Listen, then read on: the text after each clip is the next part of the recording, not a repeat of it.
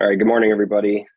Happy Friday, as always, and welcome to this week's AMSSM Sports Ultrasound case series. So this week we're fortunate to have Fabien Arous.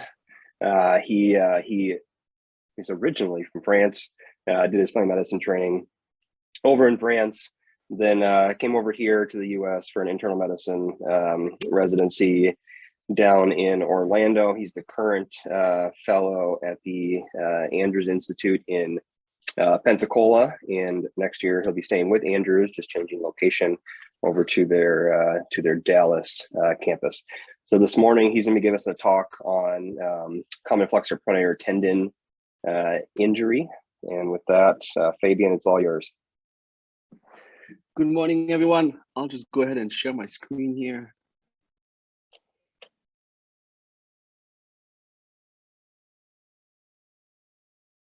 Do you see this okay, Dr. Cruz? You guys see that? Yep, that looks good. Awesome. So thanks for the introduction, Dr. Cruz. My name is, as you say, Fabien Arous. I'm the current primary care sports medicine fellow at the Andrews Institute down in Pensacola, Florida. So here we go. Before I start, I wanted to first thank Dr. Hackel. He's my current program director. He's been doing ultrasound for many years. He's been a great mentor. And thank also Dr. Kindle and Dr. Presley for being as well great mentors and great teachers. I meet with them basically on a weekly basis, and they are definitely great in ultrasound. Also want to thank Dr. Andrews. He's a pioneer in sports medicine and has always been an advocate to primary care sports medicine specialty. He actually understands the value of adding ultrasound to his athlete population. Down there is the Andrews Institute in Pensacola. I have no disclosures to this talk. So the objectives today are going to be to review the diagnostic ultrasound protocol that meets the criteria for complete examination. We're going to review the anatomy. We're going to review some normal ultrasound finding, and then we'll go over some pertinent ultrasound pathology, and then we'll review the ultrasound report. So the case that I have, this is a 43-year-old male. He's right-hand dominant. He's a construction worker, but also enjoys CrossFit a couple of times a week. He presents to the clinic with 3 months of medial elbow pain on the right side. He said that was actually insidious onset. There was no direct trauma. That pain starts in the medial elbow and radiates down to the distal forearm. And it's worse whenever he's lifting, hammering, or doing pull-ups during his CrossFit sessions. On exam, his elbow and forearm appear normal. There is no real atrophy or sweating or bruising that can be seen. He has normal flexion, normal extension of the elbow. His tender to palpation just distal to the medial epicondyle, right at the insertion of the common flexors tendon. I did a couple of special tests, positive golfer elbow test, which is basically patient is pronated and we passively supinate the patient forearm while we fully extend the elbow, the wrist, and the fingers, and that would cause pain in the medial elbow. I also always doing the positive, the resisted flexion of the wrist and the resisted pronation of the wrist, which were positive. One of my attending actually likes to do the thinker's test, which I actually didn't know. It's basically pointing the fingers towards the forehead, and that would cause also pain in the medial elbow.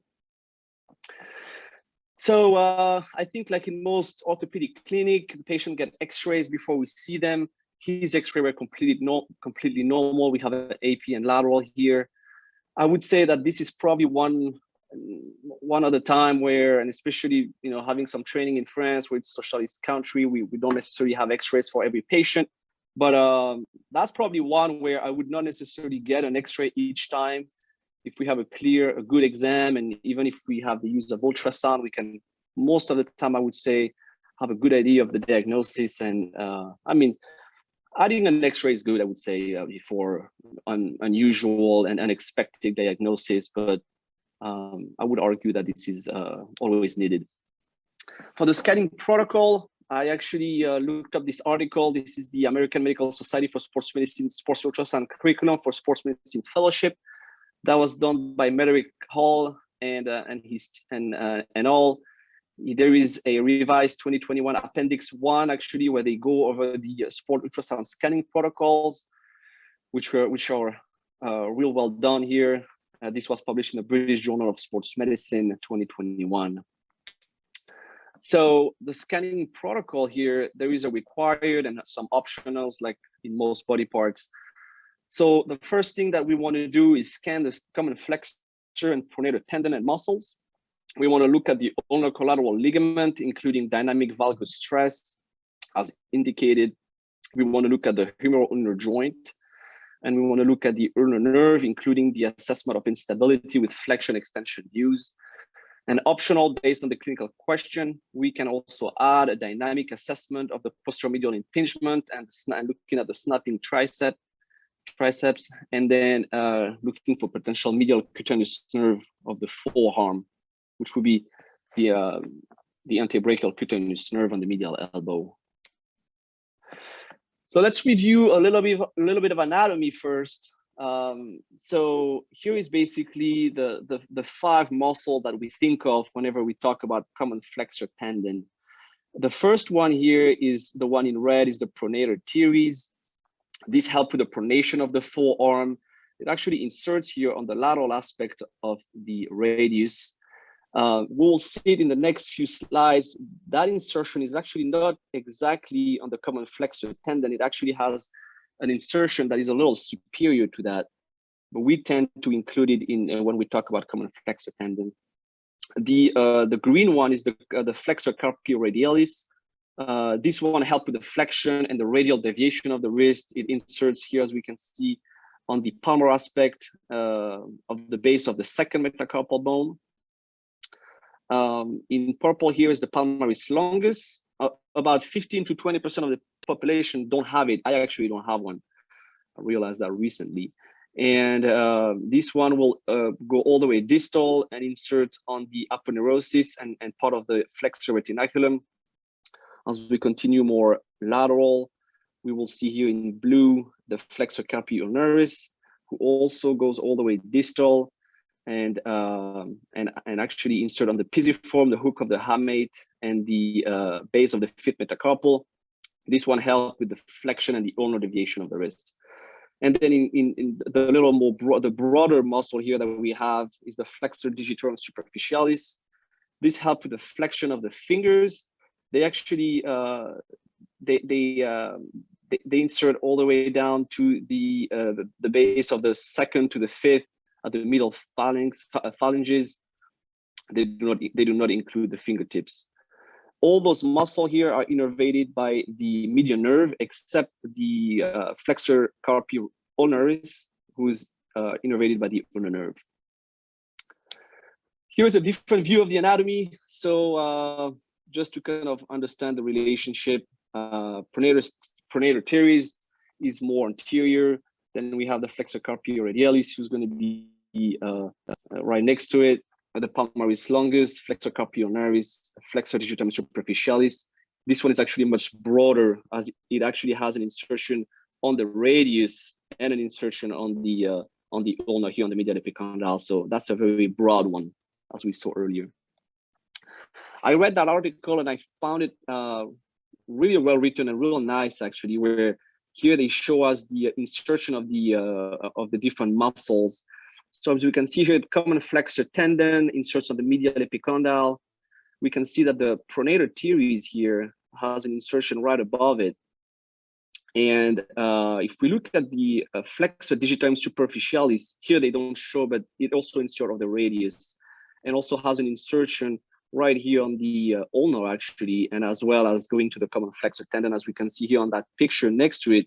The flexor digitorum superficialis has that insertion here at the base of the ulna, as well on the medial epicondyle. The flexor carpi ulnaris has kind of the same. It has several heads, and one of them is on the ulna, and then the other one is going to be right at the common flexor tendon. And here we can see that right there is the anterior band of the UCL. I kind of like that that picture here. So talking about positioning of the probe. So here's the relationship between the ulnar collateral ligament and the common flexor and pronator teres muscle and the insertion of the medial epicondyle. So what's important here to look is here on the left is how we're going to scan the ulnar collateral ligament, where we can see here with that arrow that basically we're pointing towards the outside of the fifth finger of the pinky finger, compared to if we want to do a good scan of the common flexor tendon. We're actually going to rotate the probe. We're actually going to anchor on the medial epicondyle, and we're going to rotate that distal part of the probe pointing towards the index finger. And that should really give us a good view of going from ulnar collateral ligament to common flexor tendon. So let's review the normal anatomy first, the normal common flexor tendon. So here's basically going from top to bottom, left to right. Here is basically, I anchored the probe on the medial epicondyle, so pointing towards the index finger, going basically being real anterior, and then in order to kind of scan the whole common flexor tendon, and I just kind of we just rotate basically going posterior, and here we can see the insertion here. We can see muscle here. On that view, that would be hard to say exactly which muscle it is, but here we have muscle, myotendinous junction, and then tendon, and we like to see here the fibular texture here. It's not hypoechoic. There is no calcification. We always like to look for tearing. We'll look at that in the next few slides. And then we kind of anchor on that medial epicondyle, but we rotate posterior. And here is going to be basically looking at the same thing, the same insertion of the medial epicondyle, going posterior a little more and even more. Here we can probably catch some ulnar collateral ligament. So even here probably, so it's important to understand that muscle coming in, and then the myotendinous junction, and then really the common flexor tendon is really that upper probably 40–50% here. The rest we have to be careful that a lot of times is already ulnar collateral ligament. So that's the long axis view. It's always important, as we all know, to do short axis as well. So we're going to rotate 90 degrees again when we have the probe pointing towards the index finger. Rotate 90 degrees, and this can be a little tricky because we can fall off that medial epicondyle and already see the common flexor muscle fairly quickly. So it's just good to take a little bit of time to focus on that common flexor tendon. And here we're going to look for the same hypoechoic findings, some maybe linear defect, tearing or calcification. I have to admit that when I do those scanning, I usually kind of stop here. Here for the purpose of this talk, I thought it was interesting to actually fall off the common flexor tendon and look at the muscle themselves. I have to, during my fellowship, I haven't really looked at all those muscle one by one to look for pathology, but I can see how in the correct setting, for example, in the setting of a trauma, it could be an added value to look at those muscle. So here is a little video here where we have actually, that's the brachialis muscle. This is the medial nerve in between. So here is going to be, that's the left arm. So this is going to be radial to the left and ulnar to the right. So that's going to be brachialis, medial nerve. This is pronator muscle. As we scan more ulnar, we can see here, this is going to be flexor carpi radialis. And as we scan more ulnar, this is going to be flexor carpi ulnaris. And this looks like it's two different muscles, but this whole thing is actually the same muscle. And this is the flexor digitorum superficialis with the ulnar nerve here, actually. And then as we scan here, we can see that this whole thing is the same muscle. That's actually my arm, and as you can see, I don't have a palmaris, so I'm sorry about this. I wish I could have one with a palmaris. When I was doing this, I realized I didn't have any. So here we can see again that relationship between the flexor carpi ulnaris and the flexor digitorum superficialis here under. As we go distally, it's a real broad muscle here with the ulnar nerve here. Again, I have to say this is one that I haven't done yet, but in the correct setting, I can see the added value. So let's look at the patient's ultrasound. As the protocol, as we discussed the protocol, I'll basically start with the protocol and we'll finish with the common flexure and the pathology in that patient. So starting with the ulnar collateral ligament. So that looks like a pretty good looking ulnar collateral ligament. It's fibrillar. We can see that it appears intact. There is no fiber disruption. So this is the medial epicondyle. To the right, this is the joint, and this is the sublime tubercle. The ulnar collateral ligament pass the joint and insert on the sublime tubercle. We can see here there is no defect. This can be a little tricky here. There could be actually a little bit of a fat pad here, not to confuse this with a tear. It could be a little hypoechoic sometimes here. Here is the stress test. So we basically put the, so I didn't say earlier, but the way we like to position those patients is basically put the patient supine a little bit on the decubitus lateral in order to actually use the bed. We're going to put the elbow right at the edge of the bed like this. We can use that bed as a support to do the valgus stress test. And actually all we do here is press on the forearm and see if there is an opening here of the joint. We'll usually look for 1 millimeter or more. If there is a little bit of a gapping, we can always compare with contralateral. There are several studies looking at different numbers, but here we usually look at a 1 millimeter stretch actually in the joint. That stress test again looks really good. There is not major gapping. That UCL ligament looks real nice. So that was the patient's ulnar collateral ligament. Moving on to the ulnar nerve, actually, that was actually interesting. This patient had a full dislocation of the ulnar nerve. We can see here the medial head. We can see here, sorry, the ulnar nerve in extension, and as we flex, it completely dislocate over the medial epicondyle. We can see here the medial head of the triceps actually also dislocate, subluxed or dislocate over the medial epicondyle. Actually, I took a video of this. So here's the ulnar nerve, medial epicondyle, and as we flex this patient arm, we can see here, boom, it dislocated over the medial epicondyle, and here we actually have the medial head of the triceps as well. That go over. In order to do this, we take the patient from full extension and we put him in flexion. And while we try to keep the probe, in that same position, it can be tricky sometimes, and we'll be able to look at that. That patient again was completely asymptomatic. He says sometimes when he does some push-up, he has a little bit of a popping, but no symptoms at all. So that was more of a finding on the spot, but patient was completely asymptomatic from that. Humeral ulnar joint. So here we can look at the UCL, and then we can basically center the humeral ulnar joint. We can see here on those two slides, looking for any bony irregularity, any spurring, any swelling, effusion. This patient looked good; it was intact. And now we're getting to the bulk of the subject, the common flexor tendon. So here we can see that. So here we had muscle myotendinous junction and the tendon here right on the medial epicondyle. We could see here that appears real thick. This is thickened. This is hypoechoic.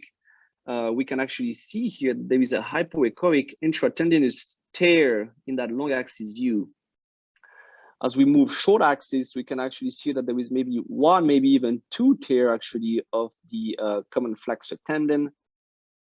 And as we put Doppler on this, we can also see the thickening hypoechoic, and we can see that there is hypervascularity with the color Doppler. So that was the patient, basically ultrasound. I wanted to go ahead and share different patients that we had that were different from our current patient, but we can see not only the tearing like in our patient, but we can sometimes see calcification of the common flexor tendon. As we can see here, right on the insertion, we can see those hyperechoic defect here around it. So that's a calcification of the common flexor tendon. Here was also a pretty interesting patient, was really in pain. We can see here the pretty severe thickening and kind of heterogeneous tissue here of the common flexor.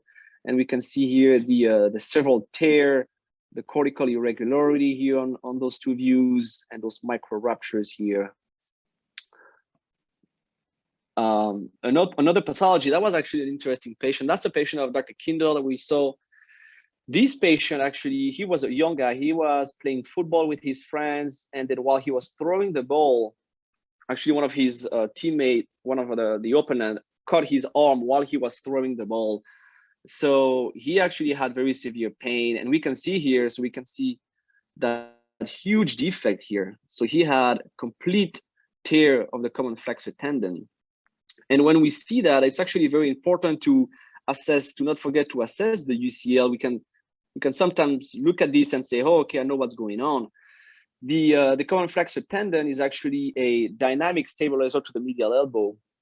And as we have, it works, it also has the UCL is a static stabilizer of the medial elbow. So both help stabilizing the medial elbow. So if we have a tear of the common flexor tendon, we have to look at the ulnar collateral ligament as well. And here's a video of that patient. As we can see here, first of all this, that's the UCL view. All this is just swelling and tearing. And as we look at the gap here, we can see here that huge gap. So going basically from a couple of millimeters to all the way there, it's huge gapping here.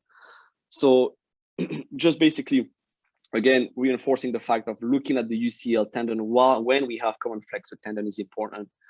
We actually have one of my co-fellow here, Dr. Dan, who is doing his research project looking at UCL tear down the road from a common flexor tendon tear or tendinitis in the athlete population. And the preliminary results show that for the athlete population that have common flexor tendon tear or tendinosis or tendinitis, down the road from this, he was able to pinpoint that a lot of them end up having UCL partial tearing or complete tearing just because of the fact that that dynamic stabilizer is injured. There is much more stress on the UCL ligament causing tearing. And this was another interesting patient with Dr. Kindle that we had. This patient was a young athlete. He was 13 years old, and he actually had open growth plate, and he kept throwing and throwing and throwing. He was a pitcher, and ended up having real severe medial elbow pain. And we can see here that does not really look like a growth plate. It's a complete avulsion. Actually, it's a medial epicondyle avulsion here with that big gap here. This looks like some hypoechoic tissue here and swelling, but he basically had a medial epicondyle avulsion here.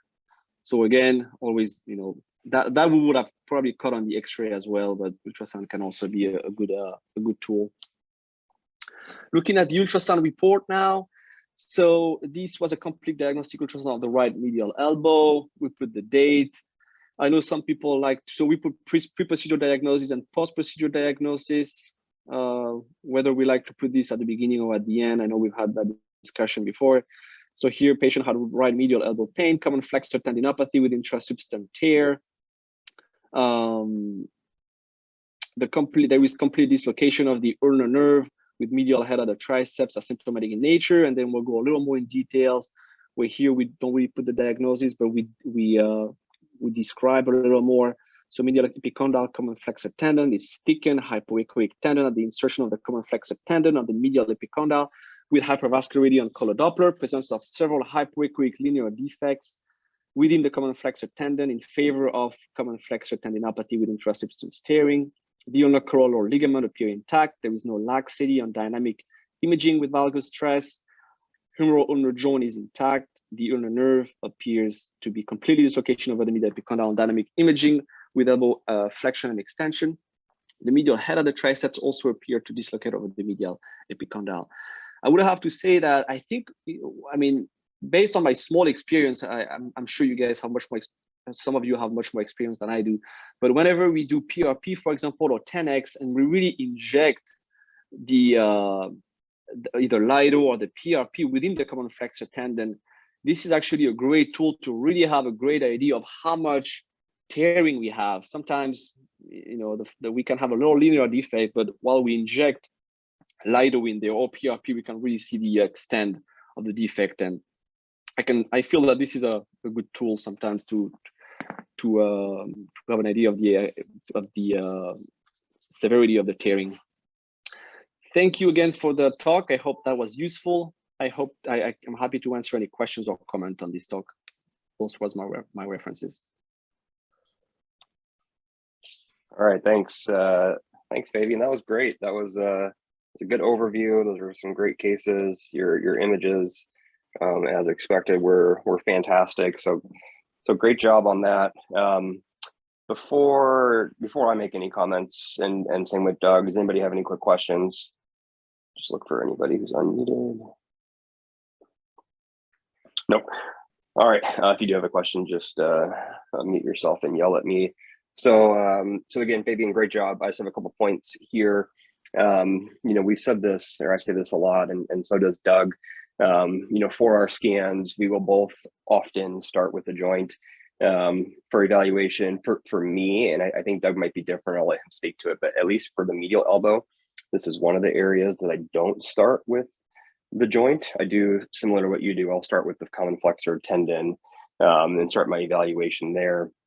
And then, similar to you, move to the UCL, look at joint when I'm down at the UCL, and then ulnar nerve and any other, regions that are important for that case. I do think there is some value, potentially sliding over to the anterior elbow and taking a look there. You can probably get a bit of a better view into the joint. And I do think that Doug might do that, and I will sometimes. But again, this is one of the regions where I will typically start immediately with the tendon there.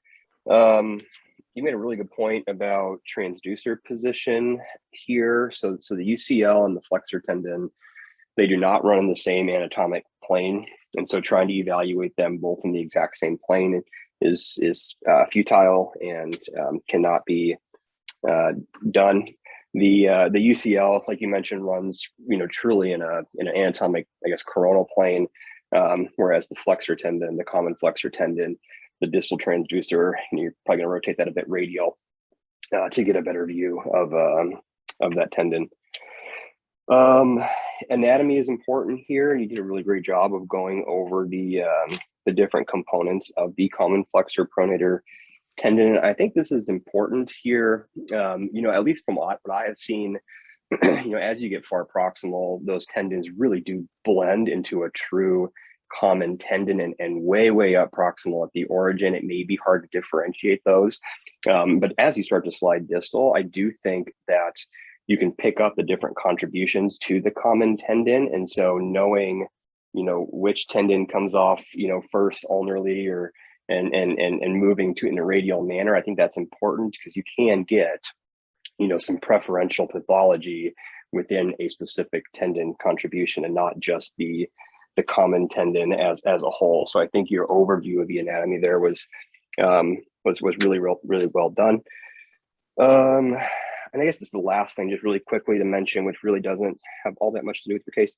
But with the ulnar nerve, like you mentioned, so in that patient, it did dislocate anterior to the medial epicondyle. You may have had this in your report and I may have missed it, but I will I will always comment if it does dislocate on two things. Number one, is it a smooth dislocation, or is it dyskinetic and does it snap over?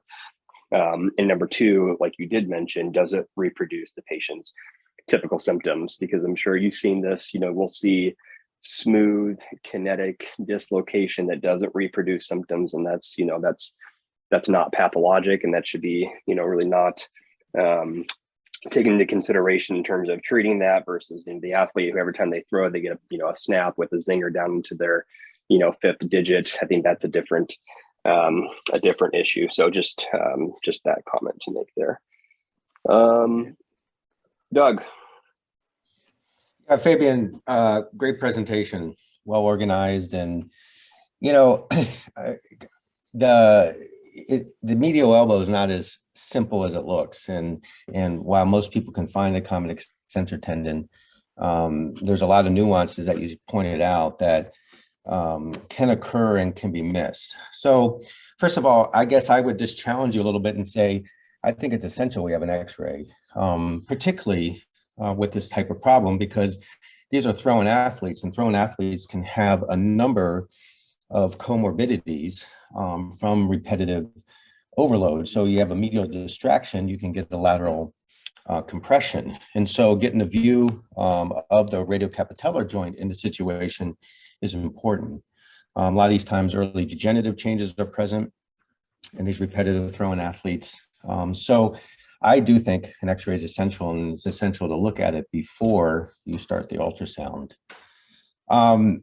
My protocol is, as Ryan alluded to, starts with joints, and I do start anteriorly, and I do short axis anteriorly over the capitellum and trochlea of the humerus, again, because I think looking at the joint in this situation is essential. And I have dozens of cases where I've documented problems with the joint on that short axis view, and then my next two images on the protocol stay anteriorly, and I'm on the radiocapitellar joint and the ulnar humeral joint. And I haven't found the reason to abandon that yet. And oftentimes I'm finding subtle pathology that, again, relates to medial elbow pathology. Also in my protocol, while I'm talking, could you get up one of your original slides, Fabien, on your anatomy? But one thing I do put in my protocol is a long axis view of the pronator, right? No, the one you just had. The one before that, of the pronator teres inserting onto the medial epicondyle, and it's a and it has a very, very short tendon. So there was one before that, or one after. Yeah, there was one right before that one. Anyway, it showed the pronator teres and the common extensor tendon inserting on, and they're a little bit different angle. And I always get a long axis at the pronator teres insertion onto the medial epicondyle. And the reason is I've seen preferential tears there. And so the common flexor tendon looks normal. Scroll through just a little bit really slowly there, Fabien. And keep going. That one? Yeah, that one. Well, there was one other one. It was just two tendons. Yeah. So, okay. And it's that angle where the probe is on the pronator teres. And if you angle it, you'll see a completely different picture of the pronator teres muscle inserting onto the epicondyle. And then as you scan posteriorly, you're going to see the tendon and then the UCL. So I always look at that muscle, and I have a few cases where there's a muscular tear and the tendon looks normal. So you'll miss, and it's not common, but you'll miss anatomy or pathology if you do that. Also, kind of anatomically, as you alluded to, when you scan on the forearm, it's helpful to know that there is an order to this, what's called the superficial layer of the forearm. So going ulnarly to radially, you have the FCU, you have the FDS muscle, you have the palmaris longus muscle, and then the FCR muscle. And like in your case, the palmaris longus was absent, but it's useful to know that because once you scan slightly distally, it's easy to get lost there. Another thing that I think is important here is that you scan the full width of the common flexor tendon. And early on in my career, I saw a tendinosis and they were having a lot of pain. And I read it as a tendinosis, reported it as a tendinosis. The referring provider got an MRI and they showed a complete tear. And the complete tear was right at the border of the tendon and the UCL. And I actually asked the patient to come back in, I rescanned them, and sure enough, there was a complete tear. And so it was a hard lesson to learn that oftentimes tears can begin at its interface with the UCL, and you really need to carefully scan both long and short axis, as you allude to, the full width of the tendon and up anteriorly to the pronator teres to be sure you're not missing pathology, that if you just put it on the normal sort of image of the common flexor tendon, you're going to miss that. And then finally, I also report, especially in throwing athletes, but anytime I have an ulnar nerve that's unstable, I always report where the medial head of the triceps flips over with it or not. There's nothing worse than an angry surgeon who goes in and does a transposition, and then the patient comes back and it's still snapping and the triceps is snapping over and they have to go back in. And so I always report whether when the nerve is flipping over, whether the triceps tendon flips over with it. So again, the medial elbow is not quite as simple as it looks. I think you did a great job of breaking down and realizing that there's a fair amount of nuances with anatomy here. So again, nice job. Thank you. All right, we will wrap it at that. Yeah, Fabien, great job. Josh and Brett and Jim and Dr. Andrews, have certainly done a great job teaching the ultrasound, and you really did a fantastic job. So we are off next week, and then back on the 20th, we've got Jordan Orr and Andrew Abaden out in Swedish, given a case of subscap tendon pathology. So we will see everybody then.